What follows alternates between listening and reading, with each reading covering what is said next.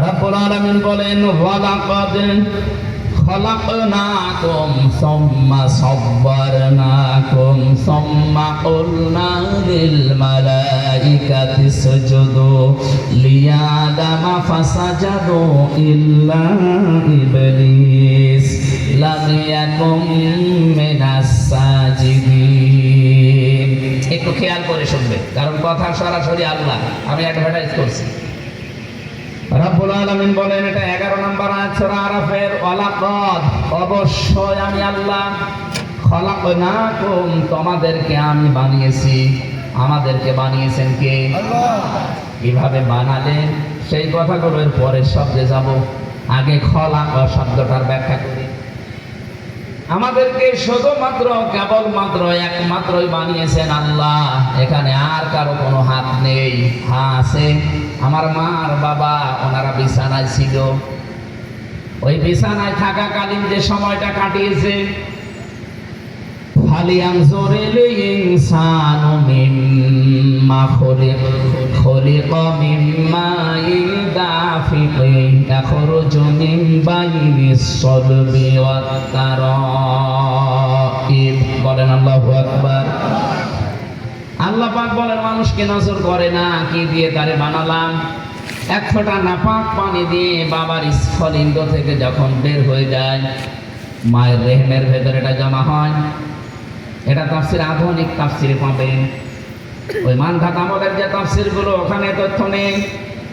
আধুনিক এখন যারা তাফসির লিখছে, কম্পিউটার আপনি ভিড়ালে আমি দেখাতে পারতাম।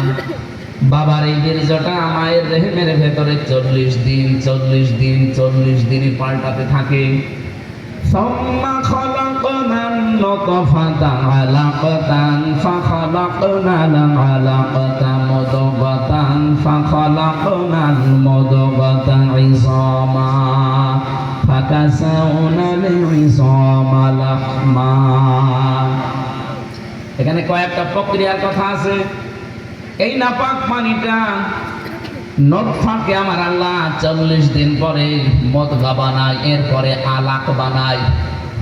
এই যে 40 দিনে আপনি পাল্টান, এই 40 দিন 40 দিন 40 দিন 40-এর পরে বডি স্ট্রাকচার তৈরি হয়।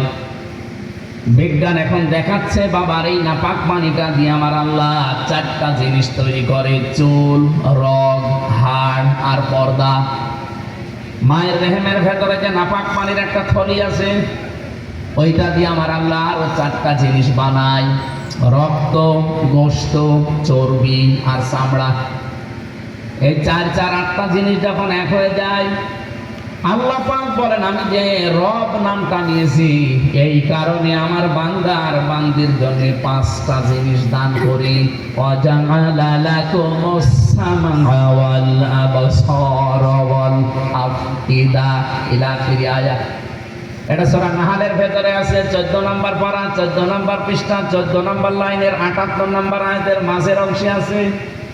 আল্লাহ বলেন, শ্রবণ শক্তি, দর্শন শক্তি, বাক শক্তি, আকেল শক্তি আর ঘ্রাণ শক্তি, এই 5টা আমি আল্লাহ দান করি।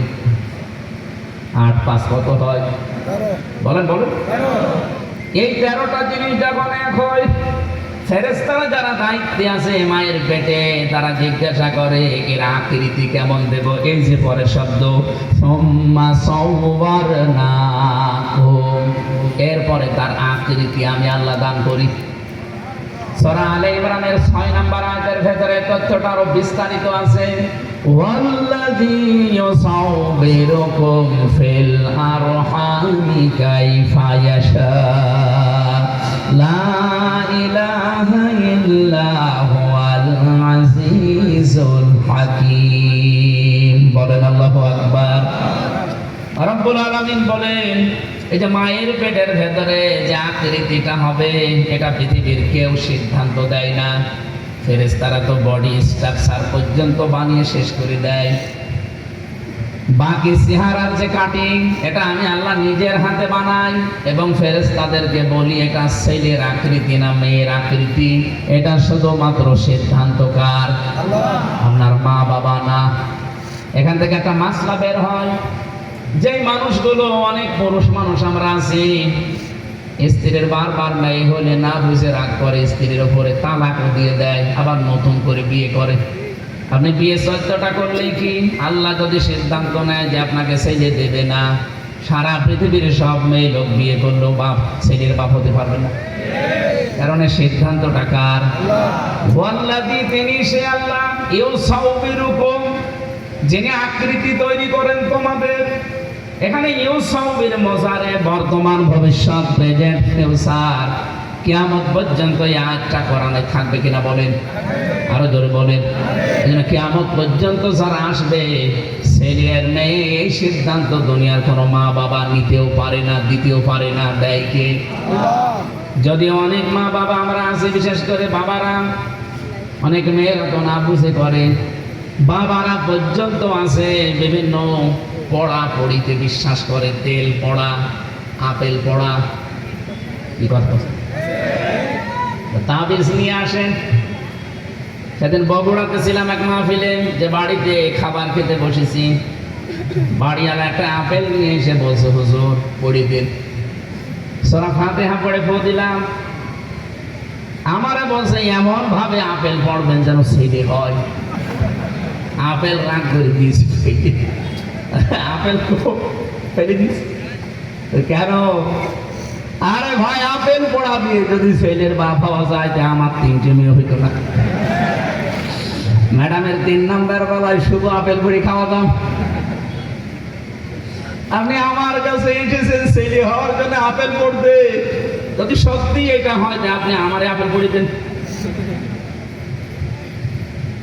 বলেন তো আকৃতি তৈরি করার ব্যাপারে আমার কোনো হাত আছে? এখানে বাবারা এই যে না বুঝে রাগ করেন, এটা করবেন না। স্ত্রীর ওপর এটা জুলুম হয়ে যাবে। কিয়ামতের দিন আপনি জালেম হয়ে উঠবেন। আপনার ছেলে কি আর মেয়ের কি? দুনিয়ার কেউ কারো উপকার করতে পারে, এ কথা আপনি কোথায় পেয়েছেন? অনেক মানুষ আমরা দেখি ছেলের নামে ভালো ভালো সম্পদগুলো, দোকানগুলো, পজিশনগুলো লিখে দেয়, আর মেয়ে যেহেতু অন্যের বাড়ি চলে যাবে তারে ফাঁকি দেয়। বলে আমার এত কষ্টের সম্পদ আমার ছেলের কাছে থাক, ও ঠিক মতো রাখতে পারবে। এই অবুঝের কাজ যারা করছেন, এলাকায় অনেকে করে, বুঝে হোক না বুঝে হোক, এটা বন্ধ করবেন। আবা হুকুম আবানা হুকুম লা তাদরুনা আইয়ুহুম আকরাবু লাকুম নাফআ ফরিদাতাম মিনাল্লাহ ইন্নাল্লাহা কানা আলিমান হাকীমা। চিৎকার করে বলেন আল্লাহু আকবার। আল্লাহ বলেন, তার সন্তানাদি মা বাবা এমন কিছু নেই যে পৃথিবীতে তুমি ইন্তেকালের পরে তারা তোমার উপকারে আসবে। কে গ্যারান্টি দিলে তোমারে? সুতরাং একে ছেলেকে ভালোবেসে হোক, অথবা মনের আবেগে, লজ্জায় পড়ে, অথবা কোনো মানুষ লোভে পড়ে যদি এই কাজ করে যান, সে যেন তার আখিরাত নষ্ট করছেন। যারা সন্তানকে ফাঁকি দেন, বিশেষ করে শরীক যারা ফাঁকি দেয়, ছেলে হোক, মেয়ে হোক, ভাই হোক, বোন হোক, চাচা হোক, ফুফু হোক, জনগণ হোক, যারা ফাঁকি দেন, শরীক ফাঁকি দেওয়া যারা বলে, এটা যদি এলাকায় কেউ করে থাকেন, আপনার 3টা ক্ষতি হবে। 1 নম্বরে, যেই দিন শরীক ফাঁকি দিয়েছেন, ওই দিন থেকে জীবনের কোনো ইবাদত কবুল হবে না। 2 নম্বরে, যেদিন মারা যাবেন ঈমান পাবেন না, বেঈমান হয়ে মরবেন। 3 নম্বরে, এই যে শরীক যারা ফাঁকি দিয়ে অবৈধ ইনকাম করে, যারা টাকা পয়সা কামাই করে রাখবে, এই অর্থ সম্পদ জীবনে সে ভোগ করতে পারবে না। তাহলে আপনি কি করলেন? আপনার যে সম্পদগুলো ছেলের নামে দিয়ে, মেয়েকে ফাঁকি দিয়ে মনে করলেন না, ও মনে হয় এগুলো সব সংরক্ষণ করে রাখতে পারবে। কে বলেছে আপনাকে?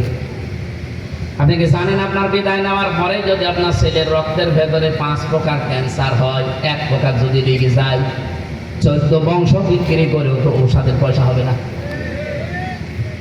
এই ছোট বয়সে তো জীবনে কোন জায়গায় যায়নি, দেশ বিদেশের বহু জায়গা ঘুরেছি। এদের বহু মানুষের সাথে মেশার অভ্যাস আমার আছে, আমি দেখেছি। যারা এরকম চালাকি করেছে, তারাই পরবর্তীতে তার সন্তান সহ ধরা খেয়েছে। সিলেটের একজন ধনী মানুষকে পেয়েছিলাম, ব্যবসায়ী, অনেক টাকা পয়সার মালিক। বাংলাদেশের সব জায়গায় চিকিৎসা করার পরে বাইরের দেশগুলোতে কয়েক জায়গায় দেখিয়েছে, সর্বশেষ দেখিয়েছে ভারতের চেন্নাই, ভেলোর। আমিও ছিলাম ওখানে 1 মাস 23 দিন। দেখেছি ওই লোকটা কয়েক কোটি টাকা ব্যয় হয়ে গেছে, শুধু একটা ফোসকুড়ি হয়েছিল পায়ের নিচে, ওটা একটা পোড়া বলে, পোড়া। পরবর্তীতে ওখান থেকে ক্যান্সার। ডাক্তাররা বলেছেন আর আপনি বেশি দিন বাঁচবেন না, যা খাওয়ার মনে চাই খেয়ে ফেলেন, বেশি দিন আর বাঁচবেন না। এই লোকটার কাছে আমি যেতে 1 মাস 23 দিন পাশের রুমে ছিলাম। বহু কথা আমাকে মাঝে মাঝে শোনাতো, মাওলানা এক দেশের মানুষ শোনেন কি করতে, আমার এই অসুখ মনে হচ্ছে এই কারণে হয়েছে। আমার বাবা আমার নামে সবগুলো কিছু লিখে দিয়ে আমার 5টা বোন তাদেরকে ফাঁকি দিয়েছে, বলে এত কিছু করলাম আমি কষ্ট করি, লোকের বাড়িতে সম্পদ যেন না যায়, লোকের ছেলেরা যেন না পায়, আমার ছেলে ভোগ করুক এবং এগুলো যেন সংরক্ষণ করে রাখে সে। কিন্তু পারলাম না, যা রেখে গিয়েছিল সব বিক্রি করে আমার অসুখও শেষ, আমার মরণের সময় শেষ, সম্পদও শেষ। এই জন্য এরকম পাগলামি যারা করছেন, আমি আমার মনে হয় সাতক্ষীরা জেলা এরকম পাগল নেই। ফাঁকি দেন কার হাত তোলেন তো দেখি, নেই। আপনারা আন্দাজে চেল্লালে হবে, এটা রেকর্ড হচ্ছে, বদনাম হয়ে যাবে জেলা। আমি এক ওসিকে পেয়েছিলাম কুষ্টিয়ায়, গোপালগঞ্জে বাড়ি। জেলার নাম শুনলে কেমন লাগে তো, তারপরও বললাম। উনি আমার একদিন মানে হাত ধরে কেটে ফেলে বলছে, মাওলানা সম্পদ যা ছিল আমার ভাই 2 নাম্বারে করে সব জাল বলিং করে নিজের নামে লিখে দিয়েছে, আমার নামে কিচ্ছু দেয়নি বাবার। এই জন্য ওই দিন থেকে আজ 22 বছর হয়ে গেল আমার ভাইয়ের সাথে আমি কথা বলি না। কি দুঃখ পেয়েছিল বলেন তো, শরীর ফাঁকি দেওয়ার কারণে। নিজের আপন ভাই, বড় ভাই, ছোট ভাই আজ 22 বছর কথা বলে না। মনে বসি এত কন্দন করছিল হাত ধরে, ওই দিন আমি টের পেয়েছি যে মানুষকে ফাঁকি দিলে, শরীর ফাঁকি দিলে কি দুঃখটা মানুষ পায়। কিন্তু সেই বাবা আপনি এটা বলছেন না, এটা করে ফেলেন। সন্তান হওয়ার পর যাদের রাগ হয়, এ রাগ তো আপনার স্ত্রীর উপরে আপনি করেননি, রাগ করেছেন সরাসরি কার উপরে? আরো জোরে বলেন। আল্লাহর সিদ্ধান্তের উপরে যদি কেউ রাগ করে, ওর ঈমান আর থাকে। আশা করছি এই ভুলকে, ওই পাগলামি করা যাবে না। আল্লাহ বলেন আমি বানাই 8, 5, 13টা জিনিস যখন এক হয় তখন আমি নিজে ওর আকৃতি তৈরি করি। 6 মাসের ভেতরে যখন বডি স্ট্রাকচার তৈরি হয়ে যায় তখন ওর পেটের ভেতরে থাকাকালীন ক্ষুধা লাগে। এই জন্য 6 মাস পরে মানুষ খাওয়া শুরু করে, এর আগে খাবারের পরিবেশ হয় না। কম্পিউটার ভিড়ালে আপনাকে আমি দেখাতে পারতাম আমার আল্লাহ কি নিপুণ করে সুন্দর করে আমাদেরকে বানাচ্ছেন। রব্বুল আলামিন বলেন এই 13টা জিনিস এক হওয়ার পরে যখন খাবারের ভিতরে দেখা দেয় তখন আমি আল্লাহ তার নাপাক খাবার খাওয়াতে পারতাম। মায়ের মলমূত্র অথবা পোশাক পায়খানা অথবা হায়েসের রক্ত দিয়ে আমি তাদের বাঁচিয়ে রাখতে পারতাম, মুখ দিয়ে দেইনি, কারণ আমি জানি আমার বান্দা দুনিয়ায় গিয়ে আমি আল্লাহর নামের জিকির করবে। এই জন্যই নাপাক জিনিসটা আমি নাভির সাথে তার যোগ করে ওইভাবে করে 6 মাসের পরে খাবার হিসাবে খাওয়িয়ে তাকে বড় করেছি। দুনিয়ায় আসার পরে আমার বান্দা যেন না খেয়ে থাকে, এই জন্য আগে থেকেই 6 মাস আগে তার খাবার মায়ের মুখের ওপরে গরম করে রেডি করে রেখেছি। কি বুঝলেন এখান থেকে? যে আল্লাহ মায়ের পেট থেকে শুরু করে দুনিয়ায় আসা পর্যন্ত একটা নাপাক জিনিস আমার এই মুখে লাগতে দেননি। সেই বান্দা বান্দি আমরা দুনিয়ায় আসার পরে কত মানুষ নাপাক জিনিস দিয়ে মুখ ভর্তি করে। সুদের টাকা নাপাক নাকি পাক? আরো জোরে বলেন। ঘুষের টাকা, এতে সিস্টেমগুলো খালি ওয়াশ করায় না, এগুলো বন্ধ করার লাইন আগে ঠিক করা লাগবে। এই লোকটা ঘুষ খায় কেন? আপনার এই কালীগঞ্জ থানার ওসি সাহেব কেন ঘুষ খাবে? কারণ তার চেয়ারটা পাওয়ার জন্য 20 লাখ টাকা উপরওয়ালাকে দেওয়া লাগে। খোঁজ নিয়ে দেখেন, সাতক্ষীরা জেলার ডিসি যিনি আসবেন তাহলে কমপক্ষে 5 কোটি টাকা এই চেয়ারটা পাওয়ার জন্য উপরওয়ালাকে দেওয়া লাগে। এজন্য আগে উপরওয়ালা ঠিক করা দরকার। এই পোশাকটা পরতে তার যদি 15 লাখ টাকা সরকারকে দেওয়া লাগে, যারা ন্যায় দায়িত্বে আছে, এই 15 লাখ টাকা অবশ্যই তার বাবার টাকা, তার মায়ের গহনা বেচা টাকা। এ টাকা সে তুলবে না। আমার নিজের মনায় আছে, এসআই যে যশোরে আছে, পরে পোশাকটা গায়ে দিতে 15 লাখ টাকা দেওয়া লেগেছে। কর কেন দেওয়া লাগবে? এখন যদি বলেন উনি যে বেতন পায় 30,000 টাকা বেতন পেয়েও 15 লাখ টাকা তুলতে তো বুড়ি হয়ে যাবে। এখন দোষ শুধু ইনাদেরই না, যে মানুষগুলো এই টাকা নিয়ে চেয়ারগুলো এই পোশাকটা বিক্রি করলো, ওই মানুষগুলোকে ধরা দরকার। ওরা কিন্তু, আমি যে কয়জন মানুষের নাম বলতে পারলাম বললাম না, ওই মানুষগুলো অভাবে এই ঘুষ খায় না, ওরা খায় স্বভাবে। আপনি মনে করছেন ওদের খুব অভাব? ঢাকায় যার 10 তলা বিল্ডিং এর মালিক, এই লোকটা এখনো একটা নিয়োগ দিতে যদি 20 কোটি 20 লাখ টাকা নেয়, যে এই মানুষগুলো কি ডাকাতের বাবা না? ডাকাত না ডাকাতের বাপ।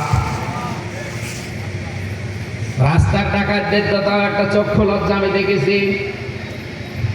এই যশোর থেকে একবার যাওয়ার সময় আমার ডাকাতে ধরেছিল লক্ষ্মীপুরে, কুষ্টিয়া। ড্রাইভার আমারে বলছে, হুজুর ওঠেন, ডাকাত পুলিশে। আমি তো গাড়িতে উঠলেই ঘুমিয়ে পড়ি। বললাম কাঁচ খুলে দেন। কাঁচ খুলে দেওয়ার পরে দেখে এত বড় বড় ছুরি, চোখ মুখ বাঁধা, কালো কাপড় দিয়ে। আমার তো চেহারা দেখে চিনে ফেলেছি। আমারে বলছে, হুজুর আপনি, আপনার টাকাও নেব, আল্লাহ মাফ করবে। ছাড়াছাড়ি আমার আগে গাছ তুলে দে। পরে বলছে, আপনি সব টাকা দিয়ে দিচ্ছেন, বাড়ি যাবেন, তেল কিনবেন না? হ্যাঁ তা তো। পরবর্তী ওখান থেকে কিছু টাকা বের করে বলছে, ওই যে সামনে তেল পাম্প আছে, টাকা দিয়ে তেল কিনে বাড়ি চলে যান। ড্রাইভার কিছুক্ষণ যাওয়ার পরে বলছে, হুজুর আমার মোবাইলটা নিয়ে নিয়েছে। তো হোক, তারপরও তো টাকা ফেরত দিয়েছে তেল কেনার। এরা ডাকাত হলো, ইমানদার ডাকাত। কিন্তু যেই মানুষগুলো চেয়ার বাংলাদেশে বিক্রি করে, পোশাক বিক্রি করে, এরা ডাকাত হলো, ইমানদার না। হজ করে আসে, নামাজও পড়ে, জমার দিন সুন্দর জামা গায়ে দিয়ে সামনের কাতারে বসে, এগুলো বড় বেঈমান। আমি জানি তারা রাগ করবে, করুক, কারণ এই মানুষগুলোর কারণে এই মানুষগুলো ভালো হতে পারে না। 1628 জন মানুষ এখন দায়িত্বে আছে দেশে। এই মানুষগুলোকে খারাপ বানানোর পেছনে সর্বোচ্চ এই দেশের 600 জন মানুষ দায়ী। এই মানুষগুলো যদি বাংলাদেশে সত্যি হযরত ওমরের মতো হয়ে যায়, আল্লাহর কসম বাংলাদেশে এই ঘুষের সিস্টেম থাকবে না। এরা এমনি ভালো হয়ে যাবে। কোরআনে কারীম যেভাবে বোঝানোর দরকার ছিল, ওইভাবে যদি আমরা এই 16 বছর 17 বছর বোঝাতেও পারি নাই। কোরআনে কারীমে আমি 3টা জায়গায় আশ্চর্যবোধক আয়াত পেয়েছি। আল্লাহ আগে প্রথম সবল মানুষদেরকে এক কথা বললেন, এরপরে এই একই কথা দুনিয়ার সব নবী রাসূলদেরকে বললেন, আবার এই একই কথা দুনিয়ার যত ঈমানদার আছে সবাইকে বললেন। কি কথা সেটা? খাবারের বিষয়টা আল্লাহ যেখানেই কোরআনে দিয়েছেন, এটা প্রথমে মানুষ, সবাইকে মানুষ। যেহেতু হিন্দু বৌদ্ধ খ্রিস্টান তারাও মানুষ, এজন্য আল্লাহ সবার মালিক, সবাইকে উদ্দেশ্য করে কোরআনে দিয়েছেন, ইয়া আইয়ুহান নাসু কুলু মিম্মা ফিল আরদি হালালান তাইয়্যিবা। হে পৃথিবীর মানুষেরা, বলেন তো হিন্দু কি মানুষ না? বলেন বলেন। 4,500 ধর্মের মানুষ আমি পেয়েছি পৃথিবীতে, 4,500 ধর্মের। বাইরের দেশগুলোতে যখন সফরে যায়, ওই সময় আমি দেখেছি অন্যান্য ধর্মের মানুষেরা, দেখলে আপনার বোঝার কায়দা নেই যে লোকটা ইহুদি। মনে হবে যে বিশাল আলেম, কিন্তু ইহুদি। পাশে ওর বউ আছে, হাত মোজা পা মোজা পরা, এত খাস পর্দা করে, কিন্তু ইহুদি। নাম জিজ্ঞাসা করার পরে যখন বলি আপনার প্রফেটের নাম কি, তখন বলে যোসেফ, তার মানে মুসা আলাইহিস সালাম। আমরা যারা মুসা নবী বলে ডাকি, ওরা ইহুদিরা তাকে যোসেফ বলে। সব যেহেতু আল্লাহ বানিয়ে বানিয়েছেন এই মানুষগুলোকে, এই জন্য সবাইকে আল্লাহর এক ঘোষণা যে খাবার যেটা খাবা ওইটা যেন হালাল হয়। কি হয়? হালাল। জোরে বলেন হালাল। আগে হালাল খাবার খাবা, ইবাদত বন্দেগী পরে, আগে হালাল। কারণ আমি মুখ পবিত্র হয়ে গেছি মায়ের পেটে, এতটুকু আল্লাহ শেষ করেননি, এরপরে দিয়েছেন। এটা সূরা মুমিনুনের ভেতরে আছে, ইয়া আইয়ুহার রাসূলু কুলু মিনাত তাইয়্যিবাতি ওয়া আমালু সালিহা ইন্নী বিমা তা'মালুনা আলীম। হে নবী আর রাসূলেরা, যেটা খাবা ওইটা যেন হালাল হয়।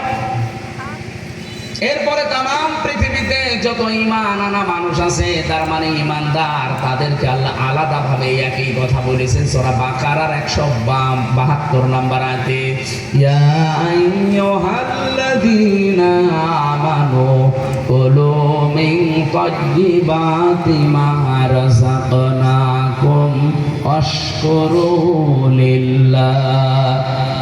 হে ঈমানদারেরা, যেটা খাবা ওইটা হালাল যেন হয়। এরপরে আমি আল্লাহকে ডাকাডাকি করো। সিরিয়াল হিসাবে দেখেন তো আয়াতটা পড়ে, সূরা বাকারার 172 নম্বর আয়াত। বলেন আল্লাহ এখানে কি আগে তার ইবাদতের কথা বলেছেন? না। কোরআন শরীফে আপনি কোন জায়গায় পাবেন না যে আগে ইবাদত করো তারপরে হালাল খাও। না, আগে হালাল কর্মজীবন হালাল করো, খাবারটা হালাল করো, এরপরে যদি সময় পাও না আল্লাহকে ডাকো।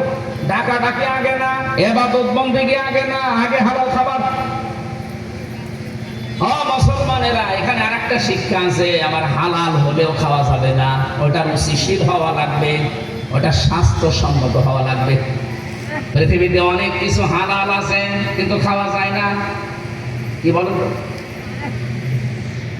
ভাবছেন না? বলেন হালাল কিন্তু খাওয়া যায় না। বলেন রক্ত হালাল কে বলছে? আপনারা মনে হয় ঘুমাচ্ছেন না? শেষ করে দেব। এই যে মুখ দিয়ে যেটা আসে লালা বলে থুথু, অথবা নাক দিয়ে যেটা আসে এটা হালাল না হারাম?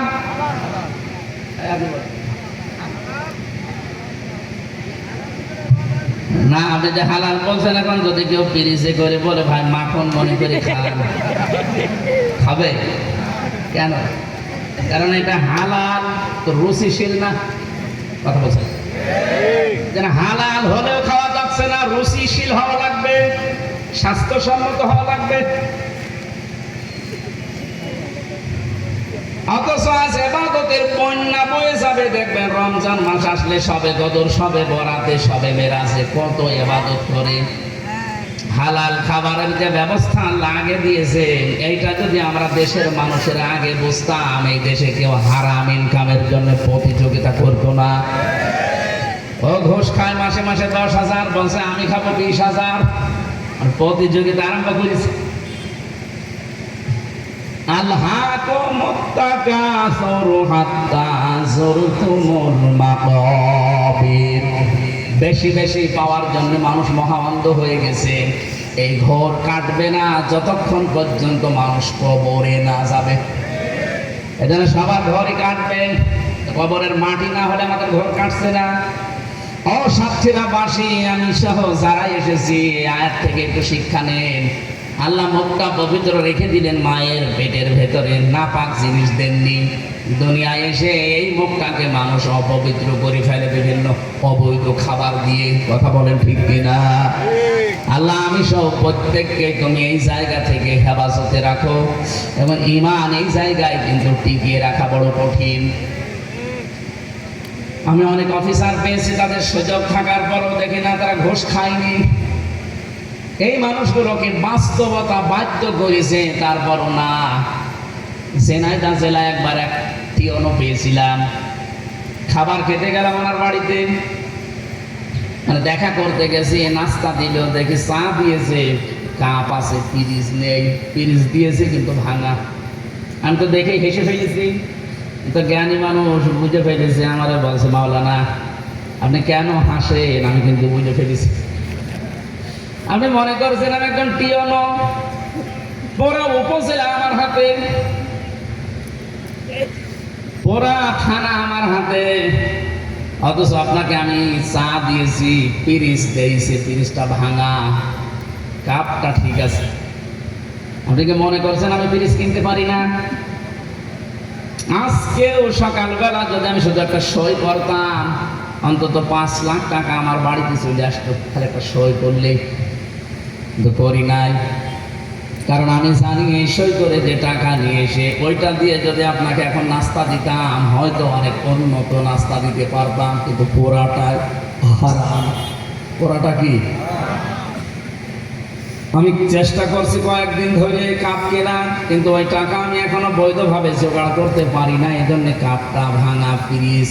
আপনি কিছু মনে করেন না, আমি মনে করা না, আমি আপনার জন্য এই মুহূর্তে দোয়া করছি, আল্লাহ যেন এই সঠিক রাস্তায় আপনাকে টিকে থাকার তৌফিক দেন। এই যে ইমাম সাহেব যদি বলে আমি ঘুষ খাই না, ও কথার কোনো মূল্য নেই, কারণ ওরা ঘুষ দেবে কে? কালীগঞ্জ থানার ওসি টিওনো ওরা যদি বলে আমি ঘুষ খাই না, ওইটা আল্লাহর ওলি, কারণ ঘুষের হাতছানি সব সময় তাদের কাছে আসে না, নেই। আরো জোরে বলেন। বাংলাদেশে আমরা যারা এখন 300 এমপি আছি, আমরা যদি প্রত্যেকেই বলতে পারি যে 5 বছরে আমার একটা টাকা বাড়বে না, যা আছে আরো কমে যাবে, আল্লাহর কসম বাংলাদেশে 5 বছরে মালয়েশিয়ার অর্ধেক হয়ে যাবে। বলতে বলেন তো, একটাকে বলতে বলেন তো দেখি। হ্যাঁ, সাতক্ষীরা 4 জন পারবে, সেই বিশ্বাস আমার আছে। গাজী নজরুল ইসলাম, মাওলানা আব্দুল খালেক, মাওলানা রবিউল বাশার, মাওলানা ইজ্জতুল্লাহ। গাজী নজরুল ইসলাম আমার মনে হয় কি আলেম না, মাস্টার। বাকি 3 জন তো আলেম।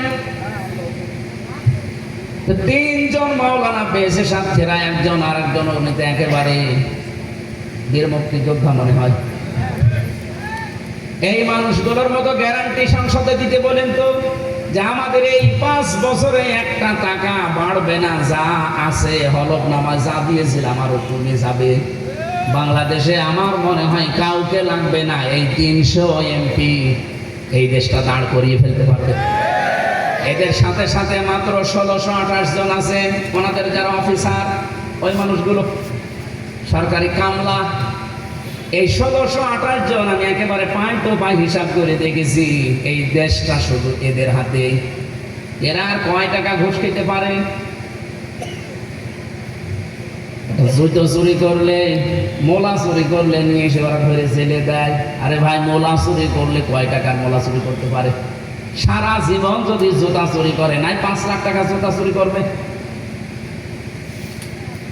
আর সরকারে একজন সচিব যিনি আছে, উপসচিব যিনি আছে, সিনিয়র সচিব যিনি আছে, মন্ত্রী যিনি আছে, উনি শুধু একটা সই করবে,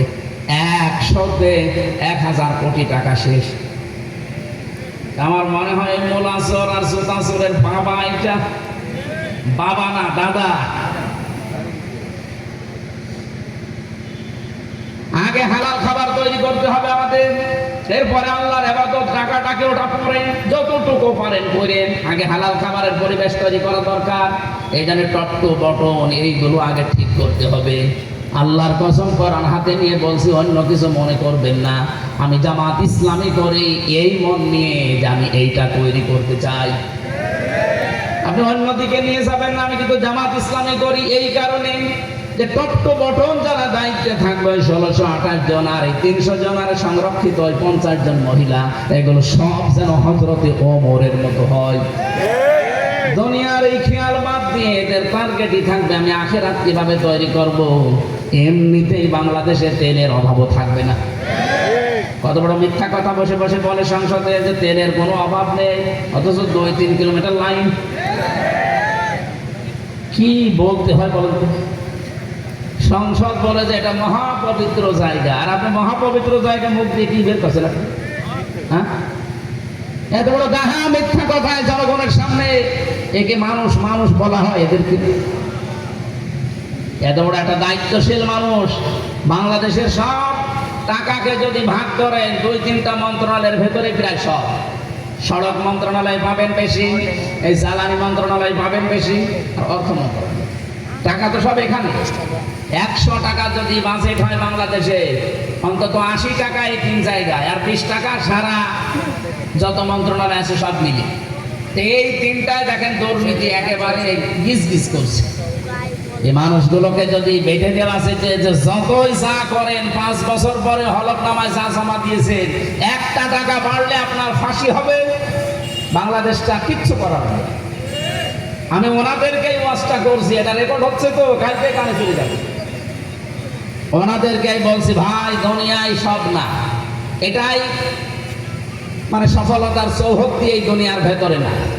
এখান থেকে যা করছেন এটা দিয়ে আপনার জীবন সফল এবং বিফল হওয়ার সময় আসতেছে।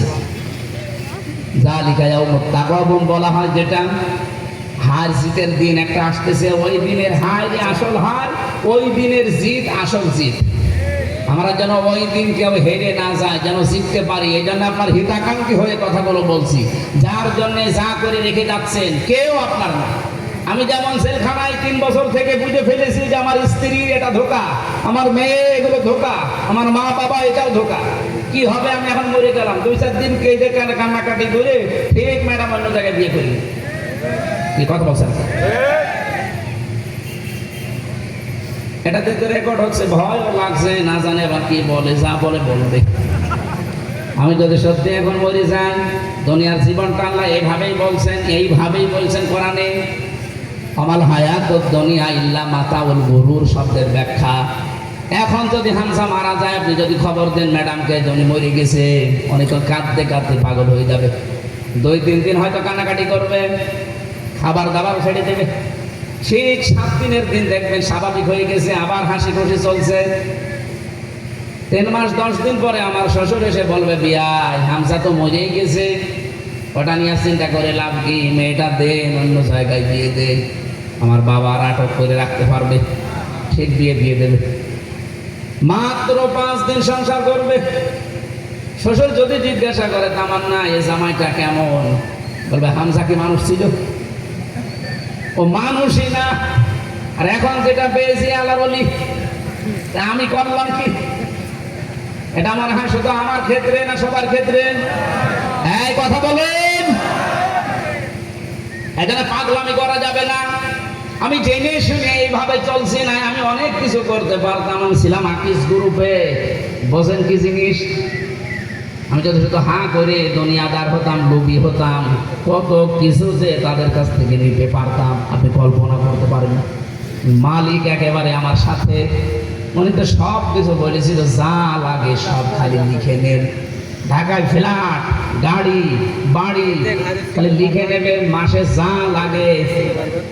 কিন্তু না, আমার দুনিয়ায় সব না, আমি জানি যতটুকু চলতে লাগে, এর বাইরে যা আমি দিনের জন্য মানবতার জন্য করে যাব, ওইটা দিয়ে আমার আখিরাত তৈরি হবে। আমার এই মুখ যেন হারাম কোনো জিনিস অন্তত না যায়, দরকার না খেয়ে থাকবো। রব্বুল আলামিন বলেন, সাব্বারাকুম সুম্মা সাব্বারনাকুম, তোমাদেরকে মায়ের পেটের ভেতরে আকৃতি তৈরি করে হারামটা দেয়নি। দুনিয়ায় যে যেন আমার কোনো বান্দা বান্দি অন্তত হারাম জিনিস মুখ দিয়ে প্রবেশ না করায়, আল্লাহর এই কথাটা যেন আগামী যতদিন বেঁচে আছি মেনে চলতে পারি, বলেন আমিন। এরপরে আল্লাহ দিয়েছিলেন, সুম্মা কুলনা লিল মালাইকাতি ইসজুদু লিআদাম ফাসাজাদু ইল্লা ইবলিস। এরপর আমি তোমাদেরকে বানানোর পর, হযরত আদম আলাইহিস সালামকে বানানোর পরে ফেরেশতাদেরকে বলেছিলাম সেজদা দাও, সবাই দিয়েছিল, কিন্তু ইবলিস দেয়নি। সে করেছিল অহংকার। কি করেছিল? এখানে শিক্ষাটা কি? এই আয়াত পড়ে আমি যতগুলো তাফসীর মিলিয়েছি, আমার কাছে 7টা শিক্ষা ধরা পড়েছে। খুব বেশি গরম লাগছে না? এই যে যারা উঠতেছেন, কি সমস্যা কি? হ্যাঁ, পোশাক পায়খানা বাদ দিয়ে আর বিড়ি খাবার যদি খুব বেশি টান লাগে খেয়ে চলে আসবে। অনেকে আছেন নেশা লাগলে ওরে আপনি পুলিশ দিয়েও ঠেকাতে পারবেন। এই জন্য বিড়ি খাওয়ার নেশা যাদের, খেয়ে ওই একটা চলে যাচ্ছে, না খেয়ে চলে আসবেন তাড়াতাড়ি।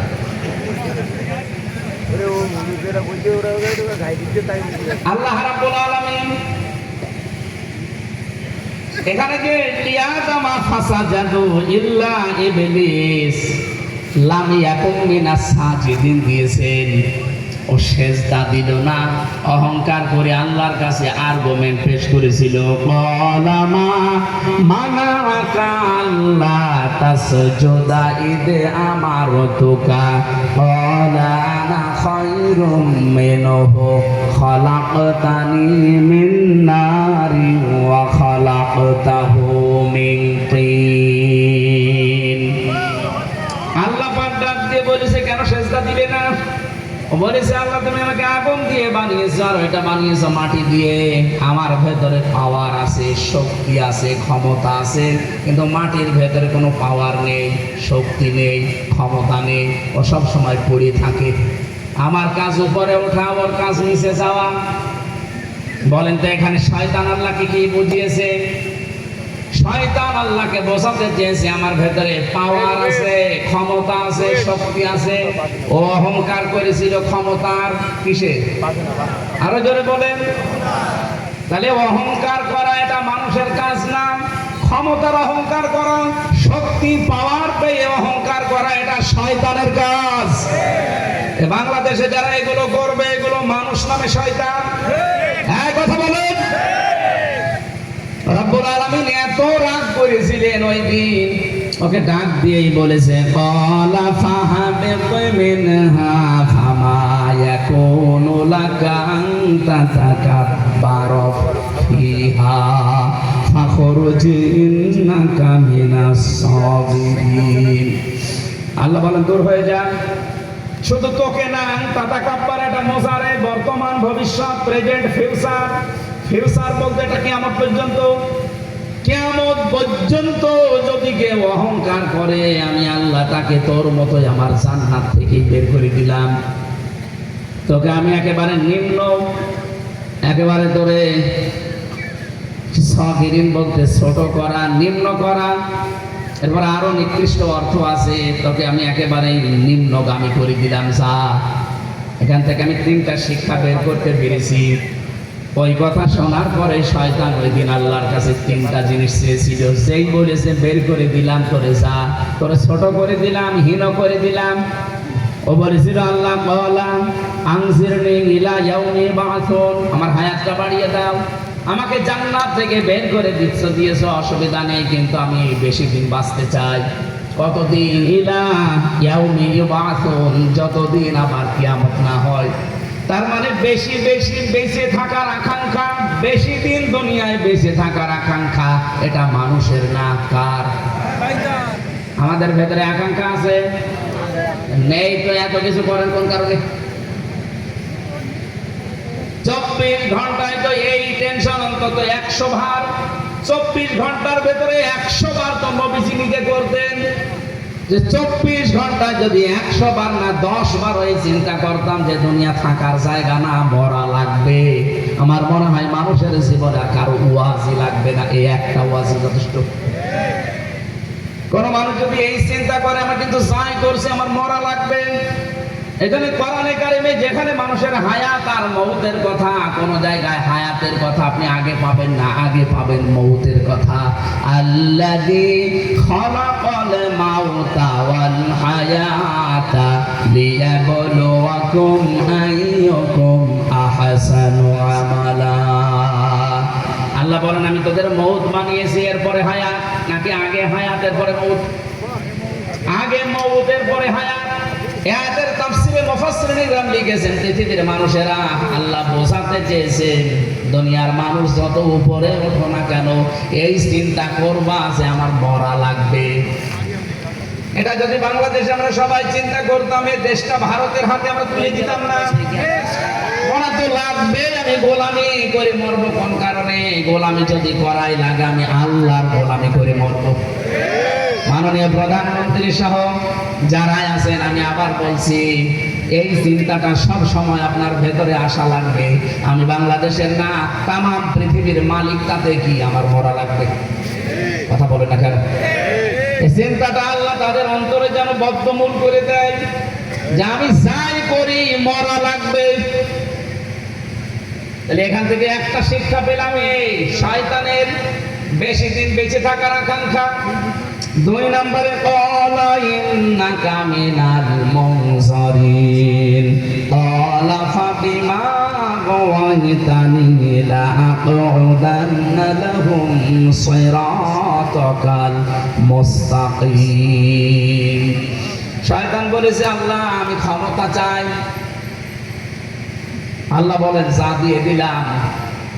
আপনি দেখেন তাম পৃথিবীর দিকে তাকিয়ে ক্ষমতার টাকা পয়সা যাদেরই বেশি, এরাই সচরাচর আল্লাহ রাসূলের বিরুদ্ধে বেশি।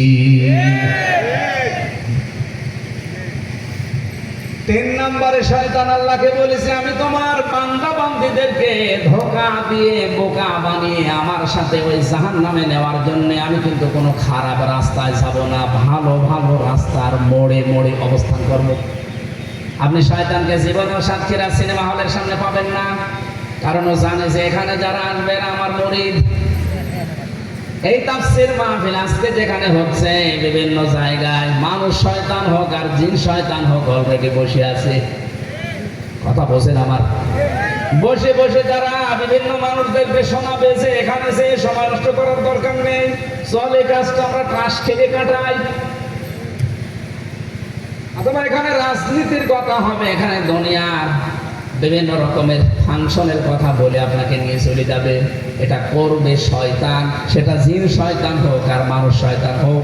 এরকম শয়তান এই এলাকায় একজন আসে নাই, আছে। রব্বুল আলামিন ওই দিন থেকে গ্যারান্টি দিয়েছিলেন, শুধুমাত্র তোদের 2 জনকেই না, তোর সাথে আদম আর হাওয়া যারা ধোকায় পড়ে, অন্তত তোর ধোকায় পড়ে খাবারটা খেয়েছে, তাদেরকেও আমি নামিয়ে দিলাম। যা কুলনা হাবিতু মিনহা জামিআ, এই জামিয়ার ভেতরে আমরাও আছি। যেহেতু জামিয়াটা বহু বচন, শুধু আদম আর হাওয়া হলে আল্লাহ 2 বচন দিতেন। এখানে আল্লাহ বহু বচন দিয়ে আদম হাওয়া শয়তান সহ আমরা যারা কিয়ামত পর্যন্ত আদমের সন্তান আদি দুনিয়ায় আসবো সবাই এই জামিয়ার ভেতরে আছি। 2 জনকে 2 প্রান্তে ফেলে আমার আল্লাহ ঘোষণা দিয়েছিলেন যে তোমাদেরকে আমরা 2 প্রান্তে ফেলেছি, ঠিক আছে, কিন্তু আমার পক্ষ থেকে মাঝে মাঝে আমার বাণী যাবে। ফাইম্মা ইয়াতিয়ান্নাকুম মিন্নি হুদা, আমার এই পাঠানো হেদায়েত যদি কেউ অনুসরণ করে, ফামান তাবিআ হুদায়া, কেউ যদি দেখে দেখে আবার জীবন চালিয়ে আসতে পারে, ফালা খাউফুন আলাইহিম ওয়ালা হুম ইয়াহজানুন, তাদের জন্য কোনো ভয়ও নেই, চিন্তাও নেই। যেখান থেকে নামিয়ে দিলাম আবার এই জায়গায় তাদেরকে ফেরত দেব। ইয়াদের সারমর্ম হচ্ছে, সামারাইজ কথা হচ্ছে, কেউ যদি দুনিয়াতে একটা কাজ শুধু করতে পারে, এর ভেতরে আল্লাহর বাণী আছে, আদেশ আছে 250 আর নিষেধ আছে 250, এই 500। এই 500টা বিষয় যদি দুনিয়ার এই ছোট্ট জীবনে মানুষ মেনে চলতে পারে, যেখান থেকে আল্লাহ ফেরত পাঠিয়েছে আবার ওই জায়গায় তাকে ফেরত দেবেন। আমরা আমাদের বাবার ওই বাড়িতে ফেরত দিতে চাই না। আরো জোরে বলেন, কুল্লু বানি আদম খাত্তাউন, প্রতিটি বনি আদম সন্তান, নারী হোক আর পুরুষ হোক, সবাই আমরা গুনাহগার, সবাই ভুল করেছি। আল্লাহর নবী বলেন, খায়রুল খাত্তাইনা তাওয়াবুন, এর ভেতরে উত্তম ভুলকারী তারা যে মানুষগুলো তাওবা করে জীবনের মতো আল্লাহর দিকে ফিরে আসে। আসেন আমরা ফিরে আসি এইটার দিকে। দলমত যে যা করেন সব ভুলে অন্তত নিরপেক্ষ মন নিয়ে এটার দিকে ফিরে আসেন। যেখান থেকে এসেছিলেন আবার ওই জায়গায় যেতে পারবেন, ওইটাই জীবনের মহা সফলতা।